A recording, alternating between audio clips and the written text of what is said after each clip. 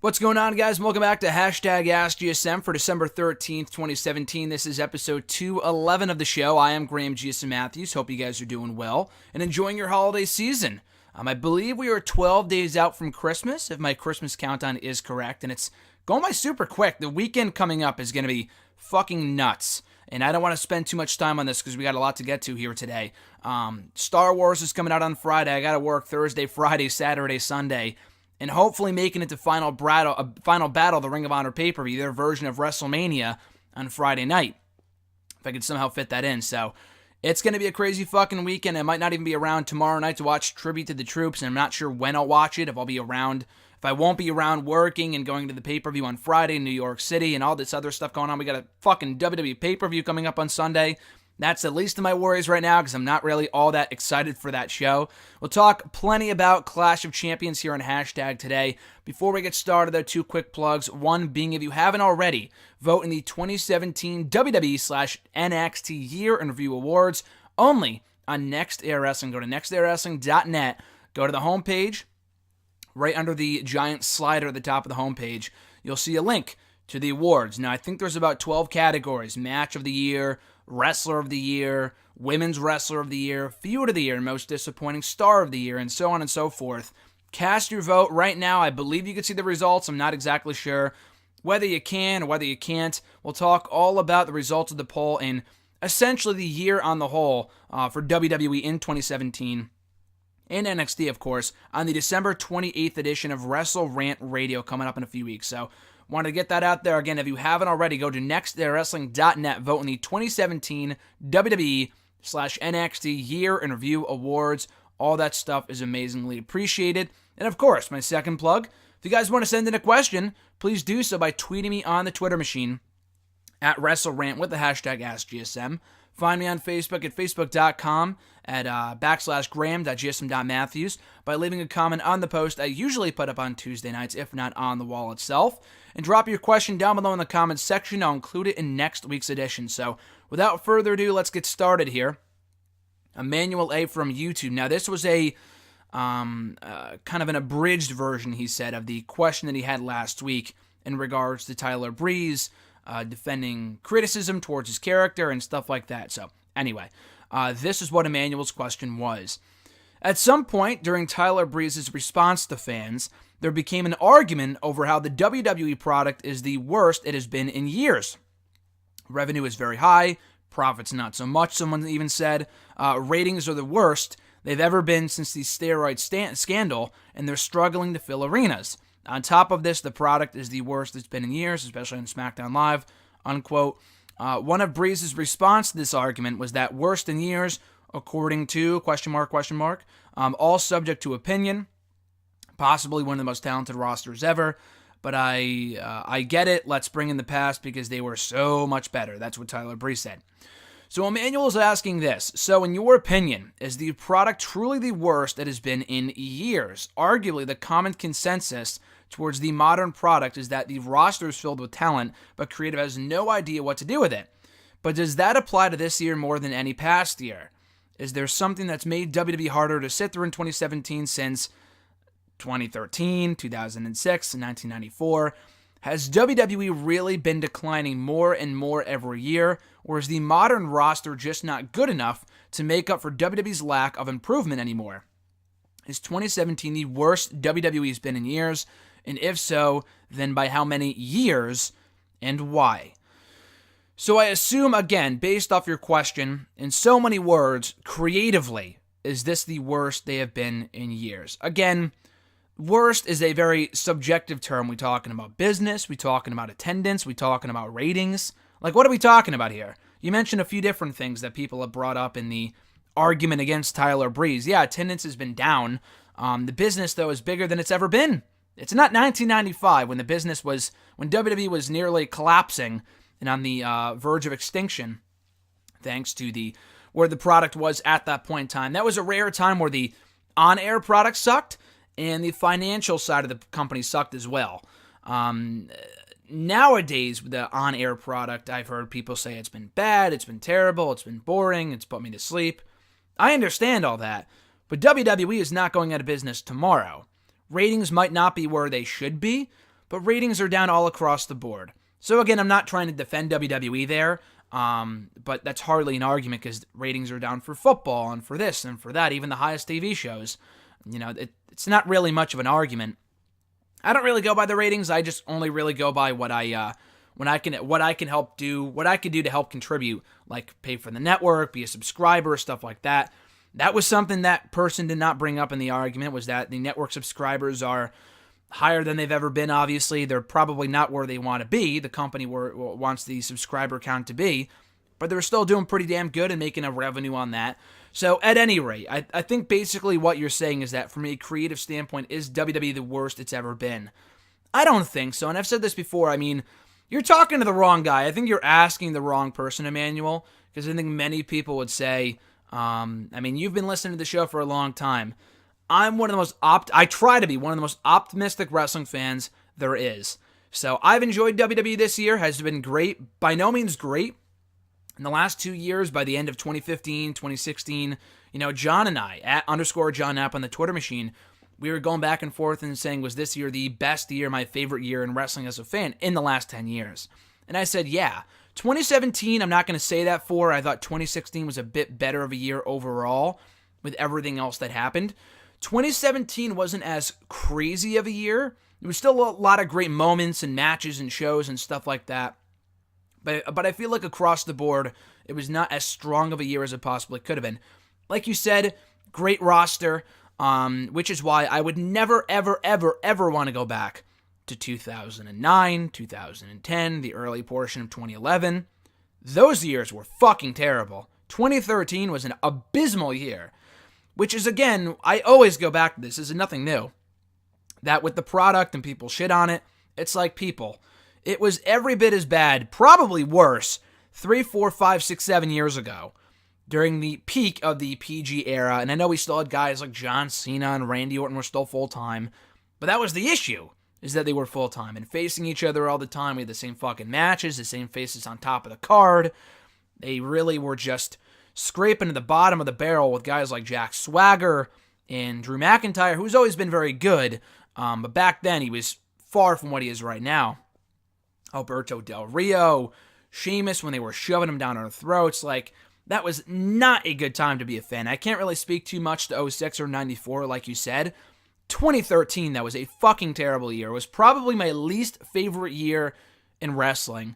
And this summer was really good, but that might have been the only part of 2013 that I really liked as a fan, because WrestleMania was terrible, Survivor Series was terrible. I loved SummerSlam, but the road to WrestleMania sucked. The spring was boring as shit.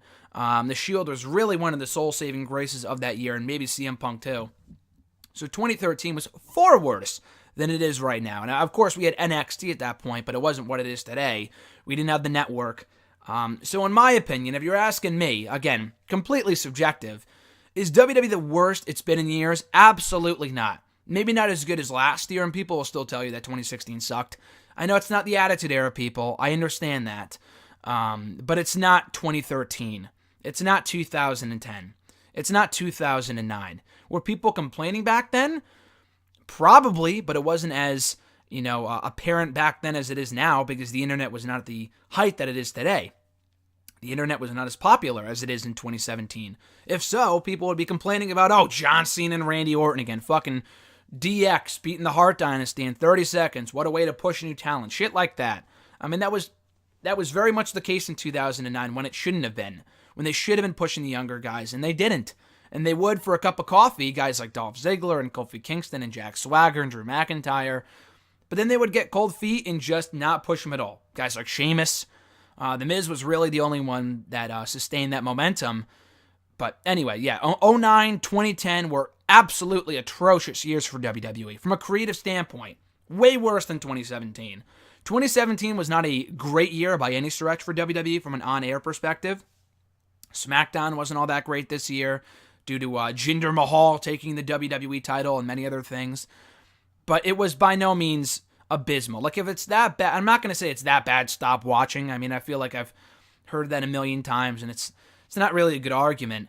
I'm not saying stop watching, but you people got to realize that when you go back and watch the Raws and SmackDowns from 09, 08, 2010, Yeah, they're good for nostalgia purposes. Like when I watch them, I like to watch back things that I have not seen since I was a kid, since 10 years ago. But beyond that, they're not good Raws, and they're not good shows, by and large. But again, that's purely my opinion. Captain Sunshine's got a couple questions here from YouTube. First one being, so I saw that Jinder Mahal went to India to get booed and lose clean to Triple H, which is consistent with Jinder's character and Triple H's insistence on inserting himself into everything from a Shield reunion to a Survivor Series main event. What are the odds Jinder regains the WWE title in main events of WrestleMania with a 3-time Royal Rumble winner, Triple H? Don't give them any ideas. That sounds atrocious. That sounds so putrid. Good God. It would not surprise me. The fact that Triple H beat Jinder did not shock me entirely.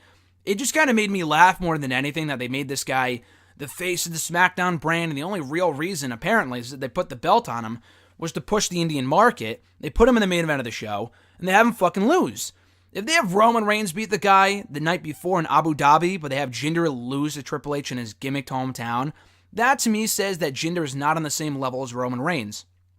Which he's not even close, and people hate Roman Reigns, but it's like, good God, Roman Reigns is an infinitely bigger star than Jinder Mahal. He's way better in every aspect, which it is, it's accurate that is the case, but this is the same guy that was WWE champion for close to 6 months. So if they really wanted to sustain this guy's push at the top of the card, you would think that he would have gone over, or at least cheated to win, or, I know he kicked out of a pedigree, apparently, from what I heard, but beyond that, it's like, wow, what a dumb decision, especially since that took place in India, and he got booed. It's not. I saw the footage of the match, not the entire match, but whatever footage WWE put on their YouTube channel over the weekend. The guy was not a revered hero by any means. The crowd either treated him like a heel or they didn't care, because they know he's not actually from India. So when they play up this whole thing that he's a revered hero over there and he's carrying the country on his back, not only on TV, but it's like that he's been doing big business over there. That's not been the case at all, I don't believe. They did pretty well attendance-wise, but they had to cancel one India tour. Their whole India tour was one night. They had 2 India shows that weekend, but they canceled one of them because ticket sales were down, and they combined it into one super show that Friday or Saturday night.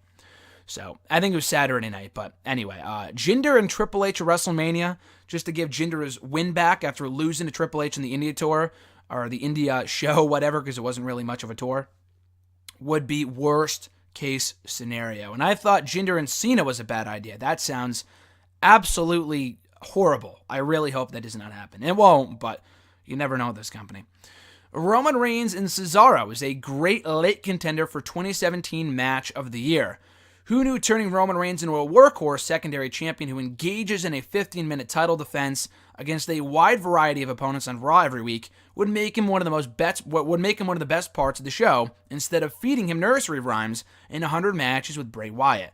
I agree. I said a few weeks ago that Roman Reigns was the wrong star to elevate the championship, but they are quickly proving me wrong. And the only reason I said that was because it was bad timing. It's not because they hate Roman Reigns or because I don't want to see him be a champion with any championship, whatever. It was because I felt that the belt would become an afterthought as he embarked on the road to WrestleMania to face Brock Lesnar for the Universal Championship, which is still probably going to happen, but so far so good with Roman Reigns as champion. The matches with Elias, Cesaro, and Jason Jordan have all been excellent. So I'm looking forward to seeing where else he goes from here, who else he faces in the weeks and months ahead. But yeah, it was a really, really good match. Roman and Cesaro had a great match on Raw around this time about 2 years ago. It was right before Cesaro got hurt. It was right before Survivor Series. It was either, I think, a quarterfinal, not a semifinal, I think a quarterfinal match in that WWE World Heavyweight Championship tournament they did when Rollins got hurt. That might have been a bit better than this. But the match we got on Monday was also really, really good. But essentially what you're saying is that what they're doing with Roman is a way better usage of him, a better way to use him than the fucking nursery rhymes and the matches with Bray Wyatt. You were absolutely correct. We're coming up on the 3-year anniversary of, I think, the nursery rhyme promo you speak of. Story time with Roman Reigns. Not story time with Adam Cole, baby. Not by a long shot. The Roman Reigns and the giant beanstalk, the Big Show promo. Good God, that was the turning point for me. I think I put a clip up here on the channel from Wrestle Rant Radio that week saying, this guy is not ready for WrestleMania. With promos like that this guy should not be going to WrestleMania, and he did anyway. So that obviously does not faze this company. But that promo, I think we just surpassed the 2-year anniversary of the Tater Tots promo with Sheamus, so that was riveting stuff. So at least they're finally moving away from that. He's not a great mic worker, but he's a lot better than he used to be. Just have him let him do the talking in the ring, and that's what he's been doing the last couple weeks.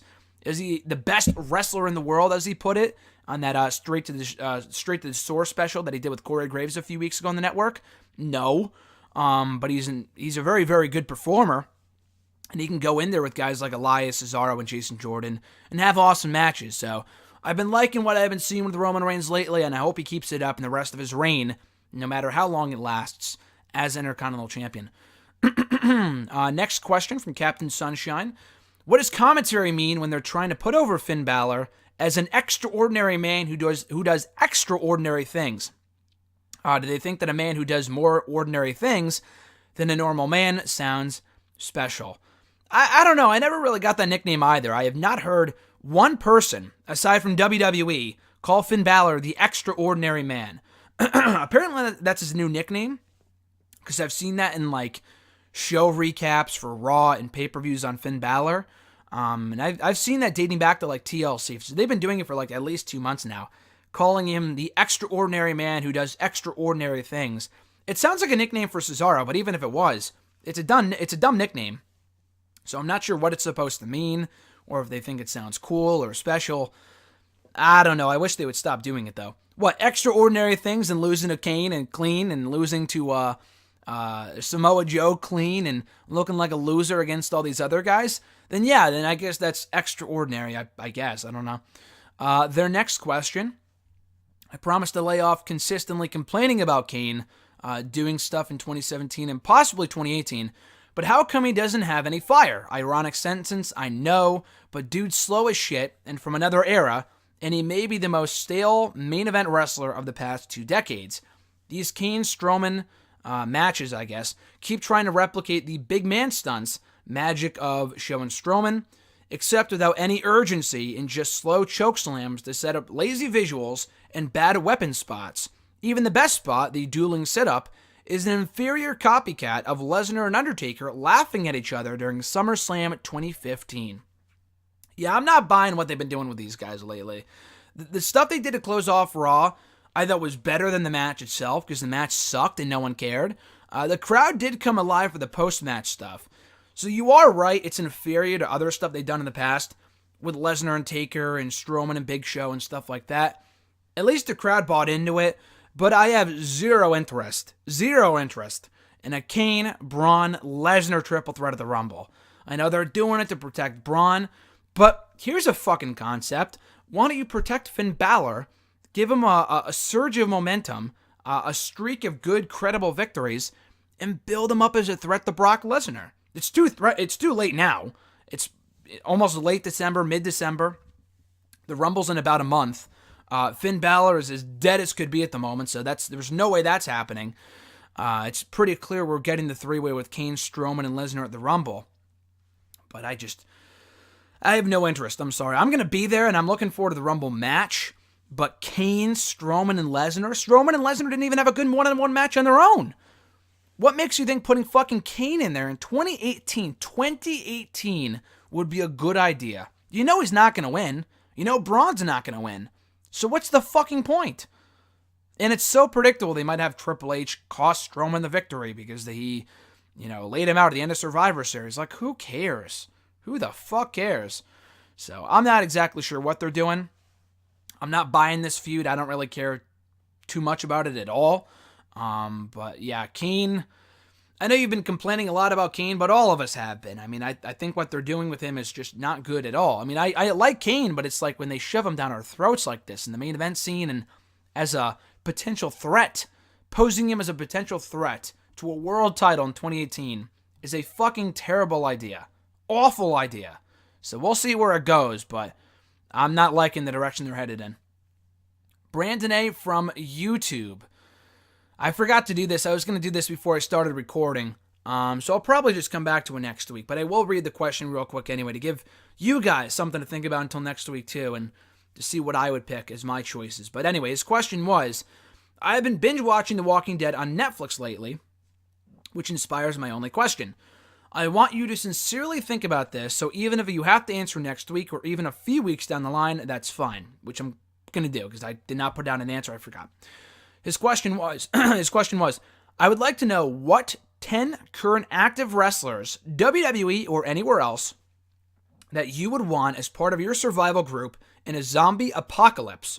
There has to be at least 3 women, and I would like to hear your practical reasonings for picking these said wrestlers. Thanks, and please excuse my absence the past few weeks. That's a great question. I'll tell you right now, Brock Lesnar is going to be one of them. Brock Lesnar, maybe I could do this off the top of my head, but you said sincerely think about it. I don't want to slight your question any, so I'll probably think about it going into next week. But off the top of my head, it would absolutely be, for the time being of who I'm going to pick, Samoa Joe, because he's a fucking badass. He's not the tallest guy, but he can kick some ass. Braun Strowman speaks for himself. The guy's a fucking giant. He's the monster among men. Why wouldn't you want him? Brock Lesnar, take one look at the guy. Why the fuck would you want to fuck with him? So Brock Lesnar, Strowman, Samoa Joe. For women, probably Charlotte, because she might be the most intimidating woman they have on that roster right now. Nia Jax, because she's also physically intimidating. That's all I'm going to say for right now. Again, I'm going to put more thought into this and let you know next week. That's all WWE people anyway. I'm not going to probably use too many people from other promotions because I don't watch much else other than Impact, Ring of Honor, and Lucha, and I don't think there's any people in any of those promotions that I would put in my zombie apocalypse partay. So yeah, I'm going to put more thought into this question and get back to you next week. Rob R. from Facebook, GSM, what do you think about the build-up for the Jericho-Omega match? I love it. What they've done so far in literally 3 or 2 segments is better. I saw someone tweet this. I don't know if this is entirely accurate, but it comes close. Someone had tweeted that what they've done with Jericho and Omega in the matter of 3 segments, between Jericho challenging Omega initially about a month ago, attacking Omega after Omega's recent title defense on the World Tag League show in New Japan, brutally attacking him too, making him bleed, busting him open. It was a great angle. And then Omega retaliating at the press conference like the next day, jumped over the table. It was a crazy fucking shot. The guy just darted out of nowhere. It was a great shot. So yeah, I thought those 3 segments were very well done. I'm not even a big New Japan guy. Before this match was announced, I probably was not going to watch Wrestle Kingdom. I watched it a few years ago because Jim Ross was on commentary. I watched it in 2015 for Wrestle Kingdom 9, and I enjoyed it. But with how long the show is, and people will say the same thing about WrestleMania, but I don't follow New Japan at all. And if people are telling me, oh, get into it, here's a beginner's guide, and I appreciate that, but I just don't have the time. And like, oh, you can cut out Ring of Honor or Impact. I don't know. I've just been with that stuff for so long, and there's people in those promotions I enjoy. I'm not going to stop watching them and reviewing them for my website until they're out of business, which is hopefully not anytime soon. New Japan, it's just kind of hard to keep up with. And I already pay for so much, like the network and for Netflix and all this other shit, that I don't really want to spend $10 on the New Japan World or yen or whatever the fuck it is. Yeah, but that being said, what I'm trying to get at here is that before the match was announced, I had no interest in watching the show. I probably still will not watch most of the show. I'll probably only catch Jericho and Omega, maybe the main event. Okada and Naito, I think, is the main event for the IWGP Heavyweight title. But the build-up for this match, they're not, what's the right word for it? Stone Cold said it to Ambrose during their podcast. Resting on their laurels would be the best way to describe the build-up to this match. Or what they have not been doing, rather. They have not been resting on their laurels. They very could have easily said, Jericho, Omega, Wrestle Kingdom. That's all you need to know. Watch the match. It's a dream match. No, they're building this shit up. Jericho, who's a fucking busy-ass man, put time aside in his schedule to go to Japan, beat the shit out of Kenny Omega, and then do the press conference and get the shit kicked out of him there by Omega. It's a great angle. I'm looking forward to it. It should be a great match, and Jericho is determined to prove to people that this is not the Jericho in WWE. And Jericho WWE Chris Jericho is not bad either. The guy had some really good matches in his most recent run in WWE. But I think he wants to go all out in this New Japan match to prove to people that he has much more in the tank than WWE is letting him show, both on the stick and in the ring. So yeah, I'm looking forward to it, and the build-up has been very, very well done so far. Deshaun K from Facebook. Let's say Roman Reigns is injured and can't compete at WrestleMania 34. What adjustments do you think WWE would do in that scenario? Do you think it would be a blessing in disguise to book Finn Balor versus Brock Lesnar at WrestleMania? Not wishing ill will on anyone.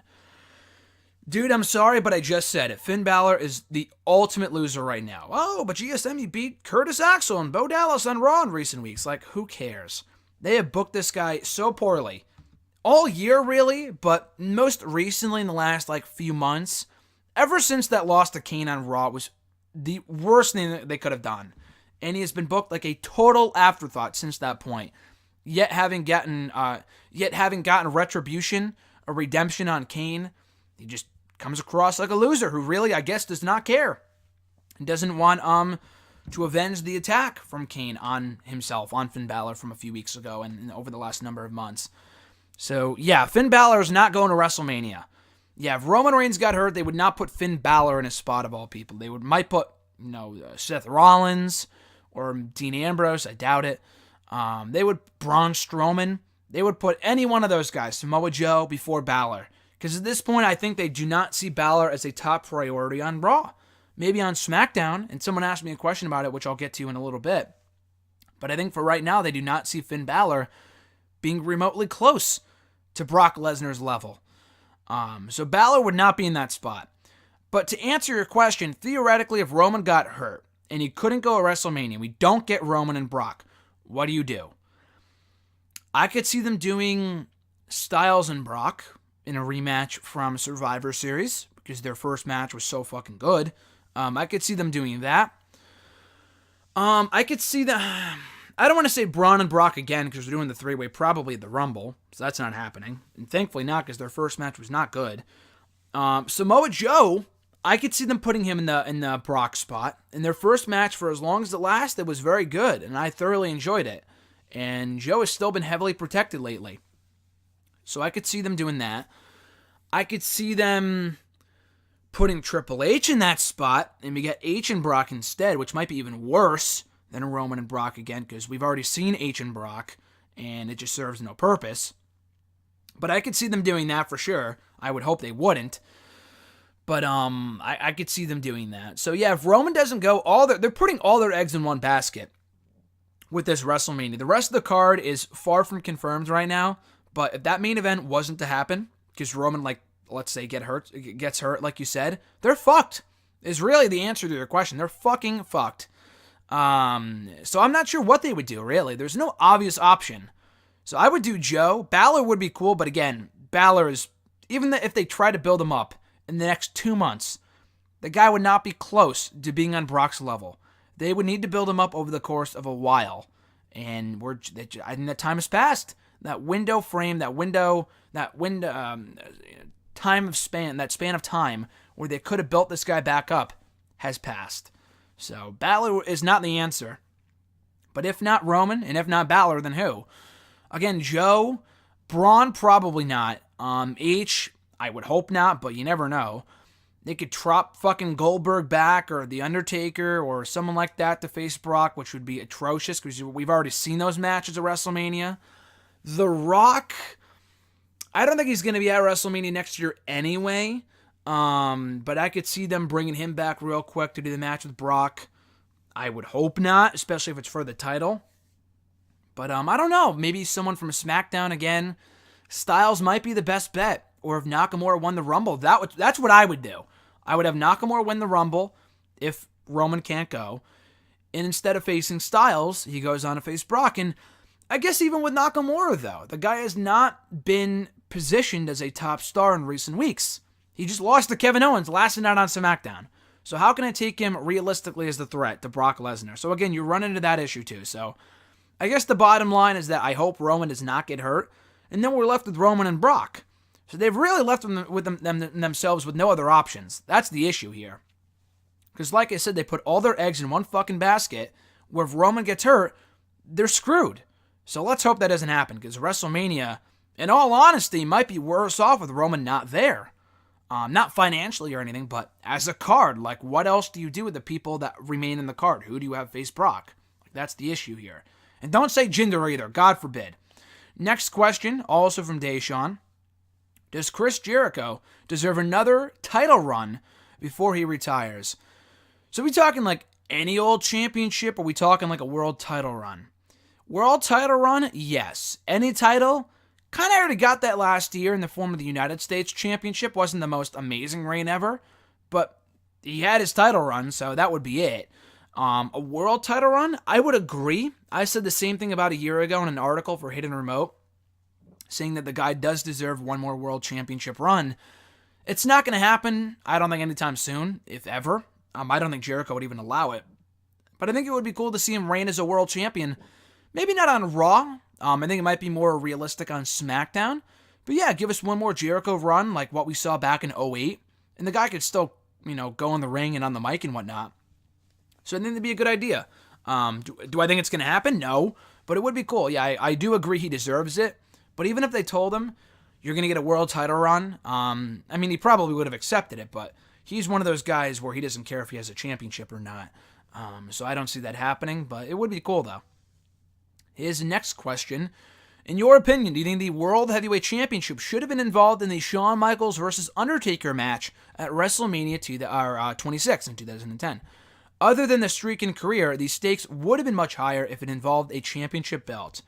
No. That match did not need the world title. Yeah, it would have been cool to separate it from the match the year before, because that one was also not for a title. But the match, plain and simple, did not need a championship. Edge and Jericho was also a ruthless rivalry that I guess you could have gotten away with not doing for the championship.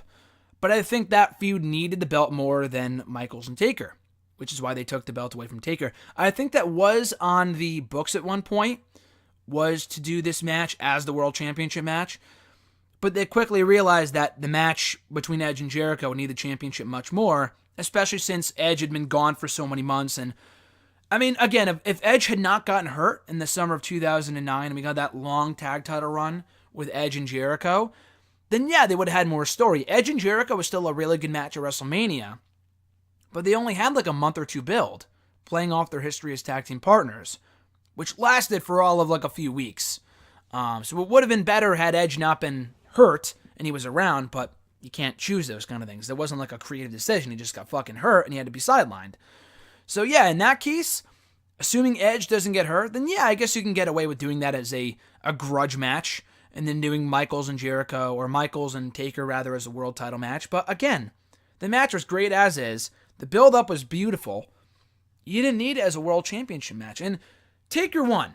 Taker won. Taker was going to win no matter what. It wasn't like Michaels was going to win the world heavyweight title and end the streak. It wasn't going to happen. Taker was going to win no matter what. So then what do you do with Undertaker? Taker took time off after WrestleMania anyway.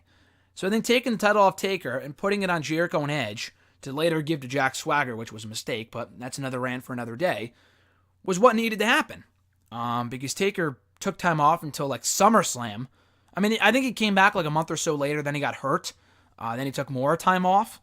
But yeah, Taker was, after WrestleMania 26, I think was the real end of Taker as an active performer. So him as world champion was not going to work. So I think what they did was for the best. Mark S. from Facebook, he's got a few questions here. First one being, if the winner of this year's Royal Rumble had the choice of going after either brand's heavyweight title, who do you think would be a good choice to win the Rumble and switch brands at the moment? Again, I think it was Jeremy who asked about this a little later on, but I might as well just say it here, and I'll bring it up again when he asks this question. But Balor or Joe would be great. Because Balor on Raw right now is dying to death. And they have a lot of star power on Raw, and that's without John Cena being there. They have Joe, Strowman, Triple H when he's around, the entire Shield, and Brock Lesnar, and a few others as well. Kane now. Balor is just a mid-card guy at best at this point, which he shouldn't be, but he is. For the inaugural Universal Champion, the guy is a glorified mid-carder at the moment. They should put him on SmackDown, put him in the world title scene, and him and Styles for the WWE title WrestleMania. Hey, to go back to what we were saying before, I guess Nakamura would have to, I was going to say AJ Balor 2, and then Nakamura Lesnar. But Balor and Nakamura can't switch brands before WrestleMania. That would make no sense. Only one can win the Rumble. But yeah, Balor going to SmackDown after winning the Rumble would be really cool. But again, would people care? Like, that's the issue, because he's been so damaged lately. He's not ruined. I hate when people say he's been... Or he was literally buried by Kane a few months ago. I will give you that, but he's not been ruined. Balor is not damaged goods. He's not Bray Wyatt territory, people.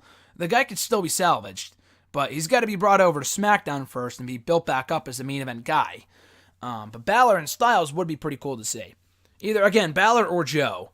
Because Joe probably won't win a world title on Raw as long as Lesnar and Roman Reigns are around. So bringing Joe over to SmackDown would be pretty cool. His next question: what do you think, or do you think there's any chance of Mandy and Sonya Deville turning their back on Paige and joining Alexa Bliss instead? Could it be a good faction? No. Good God, no. I mean, again, Bliss, Mandy, and Sonya, on paper, is a fine faction, don't get me wrong, but they literally just debuted Absolution. Why would you take Paige out of that role right now? They've been built up so well in recent weeks. Why would you fuck that up by putting Bliss in Paige's spot? I mean, Paige could go as a babyface. There's no doubt about that. But the last thing you should be doing with Paige right now is turning her back babyface. She's already turned heel and face so many times, people lost track. She's like the Big Show of the women's division.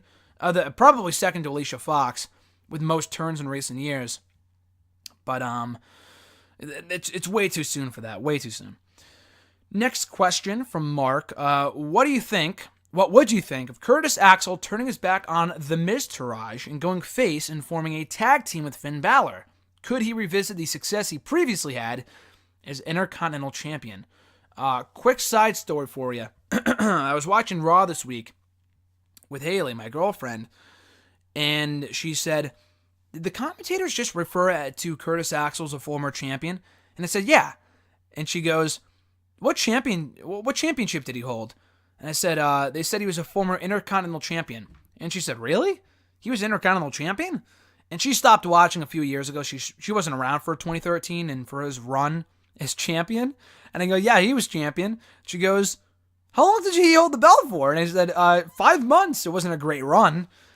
But he held the belt for quite some time. She could not wrap her head around what I was saying in regards to Axel being a former champion. She could not wrap her head around the fact that this guy was a former IC champion. Like, that's unbelievable. And not really, because the guy's been a jobber for so long.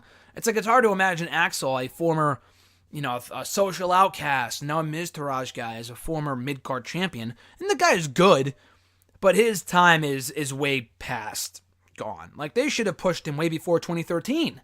And even 2013, he was overdue for a push. And they fucked that up. And he's been a job guy ever since, which at this point, it's a role he plays very well. So putting him back in the mid-card division as an IC champion level guy is not going to work. People do not care about Curtis Axel on his own. As a babyface or a tag team with Balor, that doesn't even make any sense. So no. No to all of your question there. I'm sorry. Your next question. Do you think after 2 straight losses that one of the members of The New Day will leave the team, especially if they lose again on Sunday? And if so, who would you have leave? No, I don't think so. I mean, this team, the New Day has been together for like 3 years now, and they have shown no signs of splitting up anytime soon.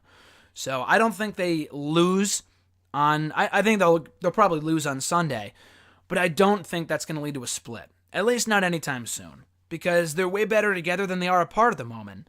And if they split apart, they got to be on separate shows. They can't have them feuding. I don't want to see a New Day 3-way, a triple threat, I should specify. I don't want to give anyone any bad ideas. But no, like, the New Day should stay together for the foreseeable future. There's no money in any of them at the moment as single stars. I think Big E could be something on his own, and he was before the New Day joined up together. But I mean, immediately right before they joined up, Big E was doing a whole lot of nothing. He was just floundering. So the New Day, I think, is the best thing for all 3 guys right now. And although they've lost their last 2 matches, they've lost many more matches in a row than just 2. So I don't think that loses. I don't think that's going to lead to a split, and it shouldn't either. If it did, who would I have break off? I think you would have the entire New Day break off. It's like a Shield situation, where if one turns on the entire group, you can't move on with Ambrose and Roman by themselves as the Shield. It just doesn't work. So, let's say Big E breaks off on his own. You're not going to have Kofi and Xavier as a tag team by themselves. It's not complete without one of the guys. You have to have all three, or it's none of them at all. So if anyone, I would say Big E, but they should not do that. And I don't think they will. Jeremy B. from Facebook, his question was, do you agree that Finn Balor, Luke Gallows, and Carl Anderson should be moved to SmackDown with Andrade Cien Almas and the Iconic Duo getting called up to SmackDown after WrestleMania, while the Usos and Naomi get moved to Raw and Sanity gets called up to Raw after WrestleMania? So a lot of moving parts in the question here. Balor, Gallows, and Anderson, yes, they should all move to SmackDown. They are deader than dead on Raw. They should move to SmackDown. Almas, I like the idea of him going to SmackDown. Here's the thing, though. I could very well see them moving him to 205 Live, which I know was rumored earlier this year, and thank God that didn't happen. They instead built him back up, and now he's the NXT champion, so it was for the better they didn't have him called up so soon. The Iconic Duo is way better off on SmackDown, I feel like. Andrade, again, I could see him going to Raw for 205 Live, but I think he's better than that. And Itami is too. But I think with Itami, the guy was so directionless in NXT. They just had nothing for one of the best wrestlers in the world. That I think 205 Live, and the guy had been there for so long. He's been in NXT for like 3 years now. Moving him to 205 Live was the only other option they had, really, other than letting him go. So it was either quitting and going to Japan or going to 205 Live. And if 205 Live doesn't work out, he can always quit and go back to Japan. He can do whatever the fuck he wants, assuming they will let him go. But anyway, I think Almas is in a better spot right now because he is the NXT champion, unlike Itami, who never won the belt. And Almas has a higher ceiling. I think Itami, even his English isn't all that great. It's better than Almas's. But if you call up Almas to SmackDown, you gotta call up Zelina Vega with him. You have to, because on his own, the guy can't speak for shit. With Zelina, though, he's quite good. They're a package deal, they're a money act. But again, after WrestleMania, I think it would be perfect timing. For the Raw moves, Sanity on Raw, I like. I like that move. I don't think the Shield will still be around by that point, but Sanity and Shield would be a real cool match. I know Jason has said that to me before, that Sanity and Shield is what he would do. I agree. I hope the Shield doesn't break up for a long time, and we get that Sanity and Shield match, because I feel like we need to have one really good Shield six-man tag. I mean, I guess we did it Survivor Series with the New Day, but I want to have them like, I don't know if we're ever going to get to this level again, but I want to see them have like a Shield Wyatt family-like feud again, or a Shield Evolution-like feud again. And there's no real trios to do that with at the moment. Like I said, the New Day, they had that great match, but it really wasn't much of a feud. But if they call up Sanity or the Undisputed Era, that would be fucking awesome. I think Sanity has a better shot of getting called up before Undisputed Era. But yeah, I would call up Sanity to Raw. Usos and Naomi, you keep Jimmy Uso and Naomi together. They're obviously married, so keeping them on the same show, you accomplish that. And I like that a lot. SmackDown has been the Usos show over the last year since the dawn of the brand split. But they've beaten everybody. They've beaten every team on SmackDown for the most part. I assume they walk out of the pay-per-view on Sunday still the tag team champions. And if not, they'll probably win back the belt soon after.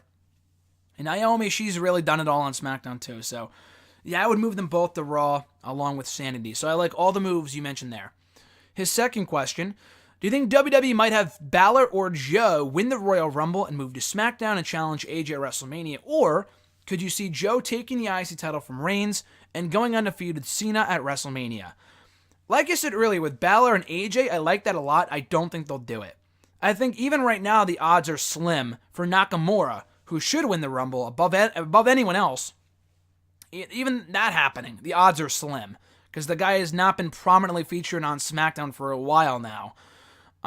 So Balor even has a lesser chance, because the guy's been booked like a fucking loser for the last 2 or 3 months. So Balor, that's probably not going to happen with. Joe winning the Rumble would be pretty cool. And I like the idea. Again, Joe and Lesnar, I like part 2. But I like Joe and, what's-his-face? Joe and AJ even more. Because it's a fresh match we've never seen in WWE before. They would work really, really well together. You have Joe the heel, AJ the babyface. it writes itself. Either that or the other idea you mentioned, Joe and Cena going on to face each other for the IC title at WrestleMania, I think would be great. That would also be a great idea to do at WrestleMania. So either option, I don't think Balor's winning the Rumble. I don't think Joe's winning the Rumble either. But either option, I like a lot. At Hardy DX fan, and also just on that same question, at least it gets him on the card and in a prominent match. Joe's had a great first year on the main roster. We're coming up on the 1-year anniversary right after the Rumble. It would be pretty cool if he debuted almost exactly around the same time that he debuted on the main roster the night after the Rumble earlier this year. They need to put him in a match. He wasn't even at WrestleMania last year, so they need to put him in a prominent match at WrestleMania, either with Cena or AJ. I like either idea quite a bit.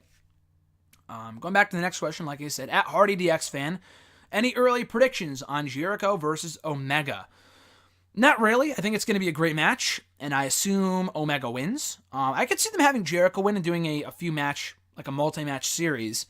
But if it's a one-and-done match, why the fuck would you have Jericho beat Kenny Omega? And I would love Jericho winning like I love Jericho, but from a booking standpoint, how much sense does that make if you're not doing a rematch?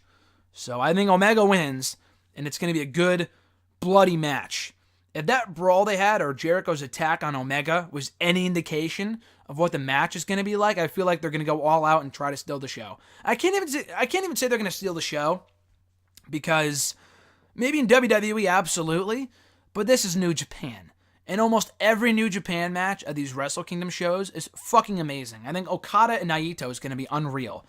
So I'm not going to say it's going to steal the show, but I do think it's going to be a good, hard-hitting, bloody affair, and I can't fucking wait for it. His second question, what's your weirdest moment in wrestling? That's a good question. Very broad, though, so no real one memory comes to mind. I feel like I've attempted to answer this before, and I couldn't come up with anything. Weirdest moment in wrestling? I'm not sure. I'm not really sure. I was thinking about it when you sent it in on Tuesday, and nothing really came to mind. If anything comes to mind by next week, I'll let you know in the next episode, but weirdest moment? I don't know. I'm not 100% sure. I'm sure there's been moments, but nothing comes to mind.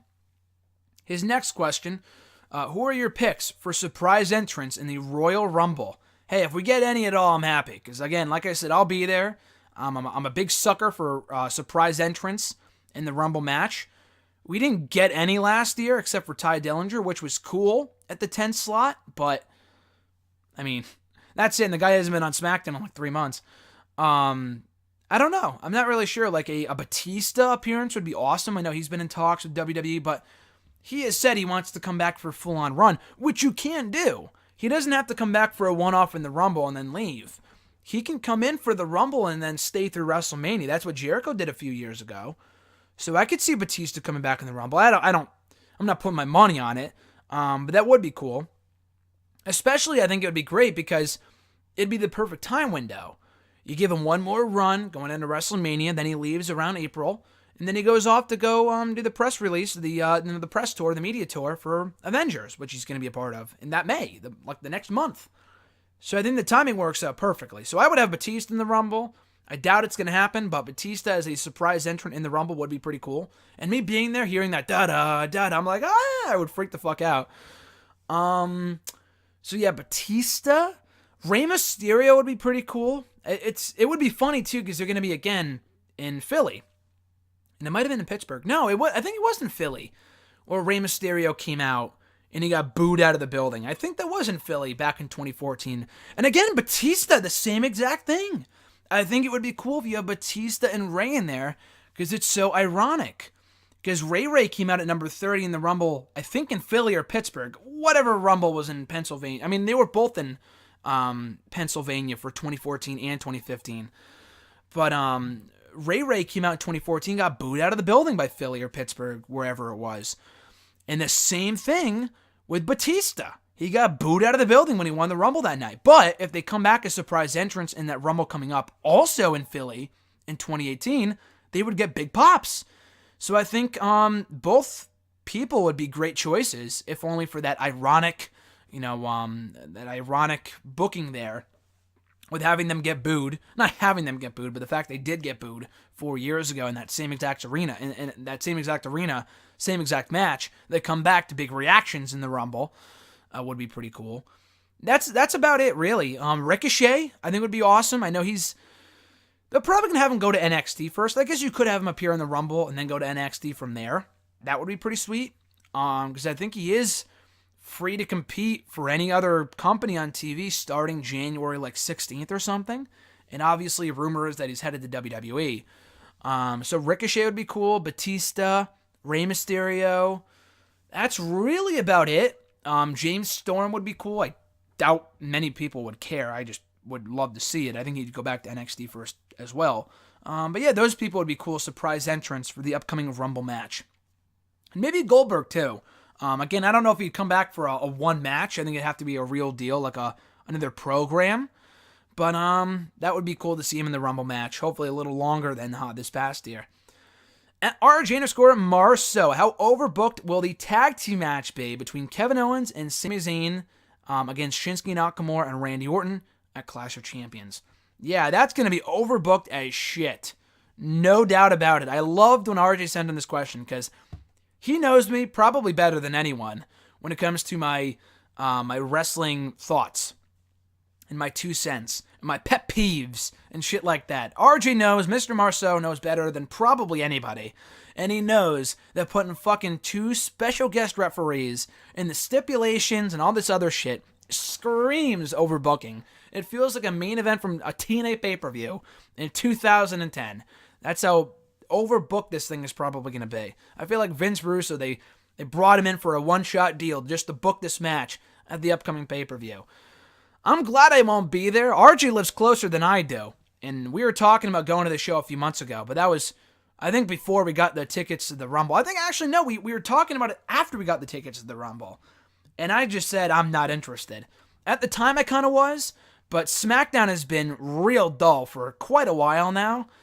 AJ and Jinder was really the breaking point for me. We've already seen the match for one thing, but the match probably won't be great. I mean, their first SmackDown match was really good back in November, but it's not like it's Styles and, Nakamura or anything, so I'm not missing anything. This tag team match is really the only part of the card I'm looking forward to be honest with you.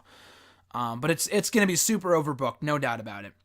RJ's second question: was it just me, or is the promo that Chad Gable and Shelton Benjamin cut before the Usos versus Rusev and English match terrible? Yeah, it was not good. That was not a good promo. I got a good laugh out of one line, a good chuckle.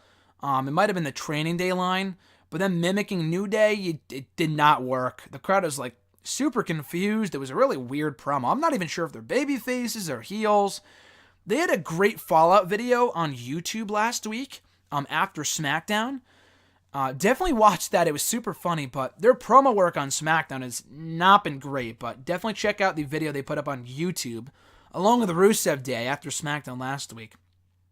At Scarlet1 from Twitter, have you seen The Disaster Artist? I hate to say it, but I have not. Not yet, anyway.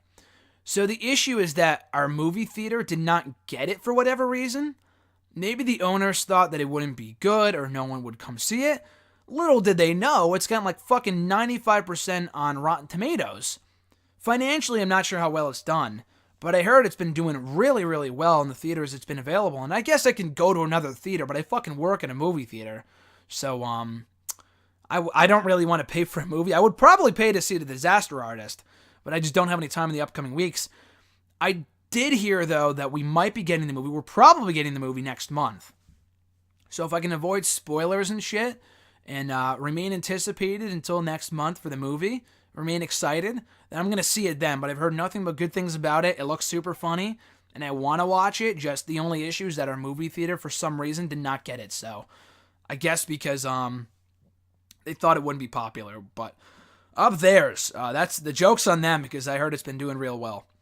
Their second question: Lance Storm claimed on his Killing the Town podcast that he was backstage for the NXT Season 3 match between Caitlyn and Maxine. Lance Storm claimed that the match was bad and was purposely booked for that reason because Vince likes to be entertained by such stuff. Do you believe this? Absolutely. That would not surprise me at all that Maxine and Caitlyn was booked to be bad on purpose. I distinctly remember that match. It's now available on the network. They just uploaded all the other seasons of NXT before it became what it is today in 2012. There was awful episodes of that fucking show. And the first season was the best, but even that was not good TV at all. Season 4 was also pretty forgettable, but because no one watched it, no one gave a shit about the show behind the scenes, they got away with so much. And Brodus Clay, when I interviewed him a few years ago, said as much when I talked to him. He's like, yeah, they did not give a shit about the show, so we got away with so much. Me and Derek Bateman, who's now Ethan Carter III in WWE, or TNA rather, Impact Wrestling. Anyway, I think that match was voted like the worst of the year. And I remember that match because Michael Cole was shitting on it. He himself on commentary was calling it the worst match. One of the worst matches he's ever called. Probably the worst match. They were hitting the gong. They were falling asleep. Making a mockery of women's wrestling. I remember that. So, I mean, the match was going to be bad no matter what. But it does not surprise me that Vince was probably really wanted that match to be bad on purpose. Because he wanted to be entertained. Because that's what Vince likes.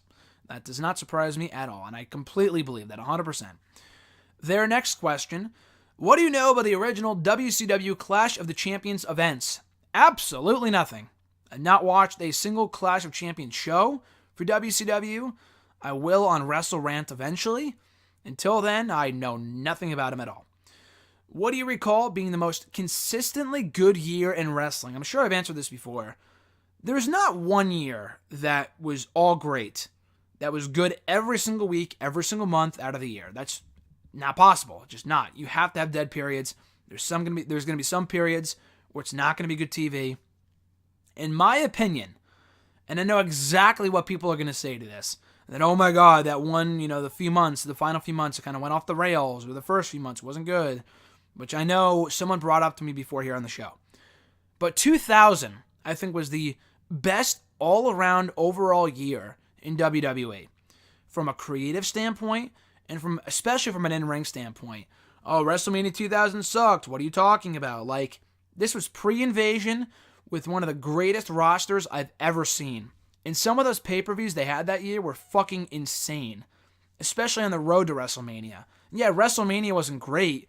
It was disappointing.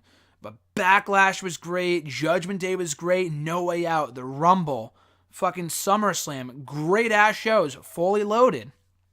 Vengeance. They had a lot of good shows that year. So I'm going to say 2000. But again, I know people are going to say, oh, there was that one period in September where it was fucking shit. Every year has that, though. Can you name me a better year overall? And maybe you will be able to. I'm not sure.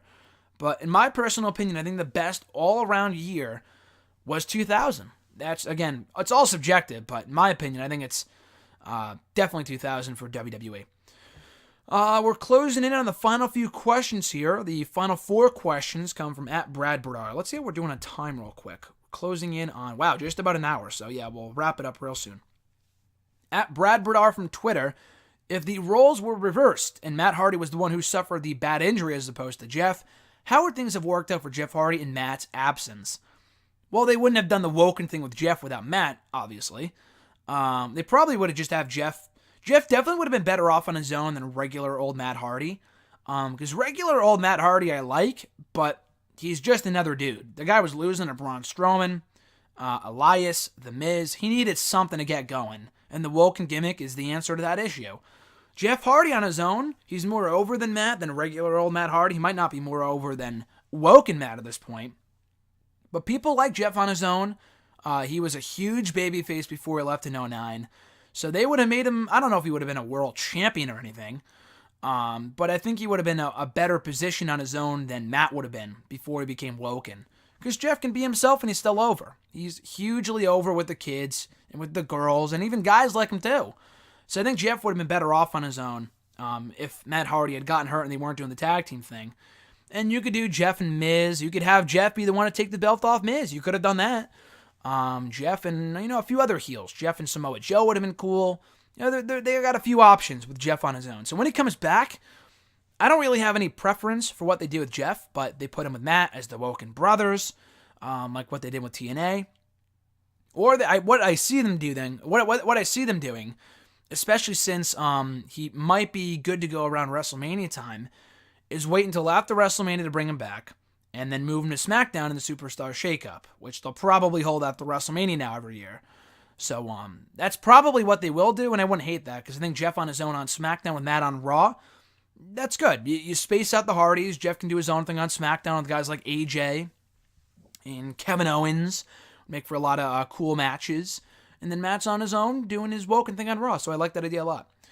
What was the bigger missed opportunity from this year? Goldust's heel run or Luke Harper's babyface run? Good question. Goldust as a heel, doing that old school heel gimmick was cool, but the guy's 40-something years old. He didn't really have much of a future. It wasn't like he was going to win the IC championship or anything. It was only going to go so far, but it was cool while it lasted. Luke Harper's babyface run was a way bigger missed opportunity because they could have made this guy a big deal. Again, maybe not the WWE champion, but they should have put this guy in the WWE title match at WrestleMania. Imagine how much better that match would have been between Orton and Wyatt if Harper was involved. Infinitely better. Way fucking better. So yeah, they really fucked that up. And the guy just was taken off TV completely. Before they had to repackage him as the Bludgeon Brothers with Rowan, which is fine. At least it gives him something to do. And I like the tag team and their aggression and their dominance and their intensity in the ring. That's awesome, but they had something with Harper. They had something with him. Really for the first time, because I know they made him IC champion a few years ago, but when he won that belt against Dolph Ziggler days before Survivor Series 2014 was the only match he ever won as champion. No joke. No joke. He would lose every fucking match he had as Intercontinental Champion for that month that he held the belt. As soon as he dropped the belt, he went back to doing absolutely nothing in 2015 in WWE. So, yeah, Harper was really getting over, and he was having good matches earlier this year, and it really looked like he had a bright future as a babyface on his own. But they dropped the ball big time, and they never recovered with him. And now they're doing the tag team thing again, like I said, which is fine, but that could have been his, real breakthrough moment, and they missed that opportunity big time. His next question: who has more potential to become tag team champions someday, Heavy Machinery or Street Profits? I like Heavy Machinery, but absolutely the Street Profits. These guys, like RJ would say, sweat charisma. I love the entrance, love the theme. These guys, they're also very good and fun to watch in the ring. The matches they've had recently with Riddick Moss and Tino Sabatelli have been a lot of fun. They work well together. I think Montez Ford has star written all over them when they break up, which is hopefully not anytime soon. They're like a better version of Crime Time and less racist.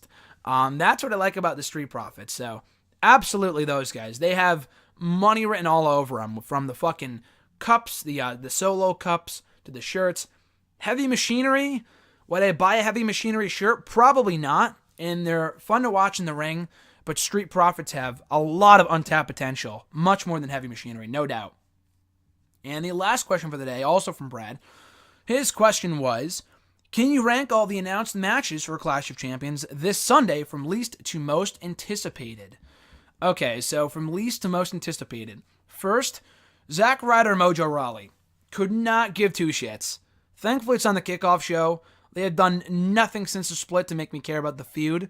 I like Zack Ryder a lot, but I figure Rawley's winning. And even if he loses, who fucking cares? Either guy is not really going anywhere. So Ryder and Rawley is right where it belongs in the kickoff show.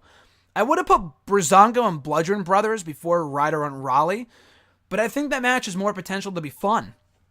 Because I like Breezango, I like the Bludgeon Brothers, and when the Bludgeon Brothers are in there and they're winning matches in like 30 seconds, it's fun to watch. These guys kill whoever they're in the ring with. So I think that match could be a little fun squash match, much more than Rawley and Ryder. So even if Breezango gets squashed in 10 seconds, it could be a lot of fun to watch. Especially if that guy screaming as he took the powerbomb on Tuesday night was any indication. That was a fucking hilarious spot. Anyway, after that, Charlotte and Natalya. I'm sure it's going to be a fine match, but we've seen it before, and the Lumberjack stipulation does nothing for me at all. Nothing. So that's the third match on the list. Again, we're starting from least anticipated to most anticipated here. AJ Styles and Mahal. I think Styles will give Mahal one of his better pay-per-view outings. Probably his best pay-per-view outing to date. I like the SmackDown match a lot that they had about a month ago at this point. I don't know if it's going to be an awesome match or anything. If they put the belt back in Mahal, God save us all. But I do think that Styles will give Mahal a good match. Again, we've seen it before, but should be solid. It's in the middle there for me. Corbin, Rude, and Ziggler, the build has been atrocious, but I think Ziggler being the match will make it better. I think it could be a fun little three-way, so I'm looking forward to that. Second to last, Usos, New Day, Gable and Benjamin, and Rusev and English in the four-way tag team title match. That could be a fucking great match. Usos and New Day always kill it. But Gable and Benjamin are awesome. Rusev and English have been a blast lately. This could be the match that steals the show. And Orton Nakamura versus Owens and Zayn from an in-ring standpoint could be very good, but I'm looking forward to that more than anything else in the show by a long shot, solely because you have Shane in there and Bryan. So, like I said in response to RJ's question earlier, it's bound to be overbooked. I get that, but there's a lot that could happen here. You could have Orton turn heel.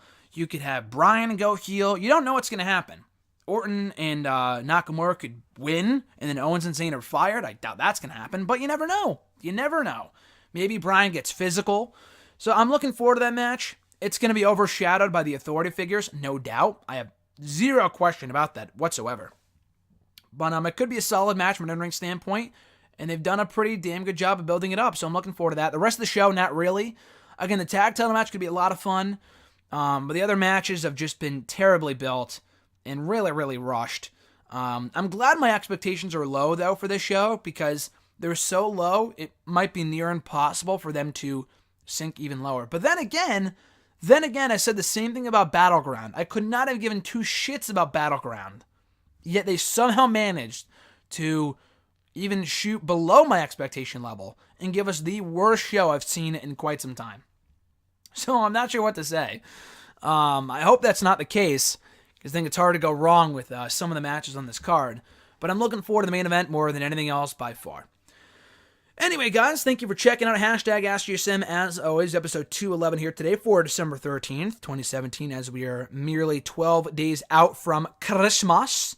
And that'll be on a Monday, so I think Haley's coming in that day. So we'll be talking, we'll be watching Raw together, and she might be on Wrestle Rant Radio that week. She might even be on hashtag here in 2 weeks.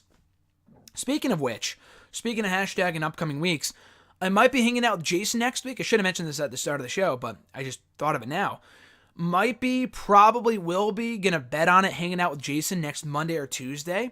And if I do, I'm gonna put up the question for you guys early to send in your questions for hashtag, and then we're gonna sit down with Jason to record a hashtag in person. Now, he made a quick cameo on the 200th episode in September, but beyond that, he has not been on a full episode of hashtag since, I think, July. So I want to get him on the show for the first time in 5 months, and we're going to do that next week. And I think the episode, it might go up a day early, but it probably will very likely be saved until Wednesday. It might just go up earlier on Wednesday than usual, because I record these things earlier on, around like 10, 11, sometimes 12 on Wednesday mornings. Speaking of which, if you want to send in a question, be sure to do so. Again, there's no real set-in-stone deadline, but I would suggest getting it in by Tuesday night. Some people do it early Wednesday morning, and that's fine too. I always check my Twitter and Facebook and YouTube first thing when I wake up Wednesday morning. By like 10, 11, though, that's about the deadline. So send in your questions before that by tweeting me on the Twitter machine at WrestleRant with the hashtag AskGSM. Find me on Facebook at facebook.com/Graham.gsm.Matthews. Leave a comment on the post I usually put up on Tuesday nights, if not on the wall itself. And last but certainly not least, drop your question in the comment section down below. I'll include it in next week's video. So once again, guys, vote. If you haven't already, fucking vote in the 2017 WWE/NXT Year in Review Awards only on nextairwrestling.net. The results will be discussed on the December 28th edition of Wrestle Rant Radio, coming up in just 2 weeks. So looking forward to NXT airing tonight on the USA Network. A lot of cool stuff happening. We got NXT airing tonight on the network, on the USA Network, that is. Tribute to the Troops tomorrow. Star Wars comes out on Friday. Probably going to Final Battle that Friday night. I'm going to try to see Star Wars on Saturday. Again, we got to work this out. I'm not exactly sure. It's going to be a busy-ass weekend. Then Saturday, I'll probably be busy with work or seeing Star Wars, or probably both. And then Sunday is Clash of Champions. So the next couple days will be, I don't want to say hell, because I'm looking forward to everything I just mentioned, but it's going to be a very, very, very busy weekend. So All that being said, guys, hope you enjoy the festivities as well. May the force be with you. I'm Graham G.S. Matthews, and I'll catch your ass down the road.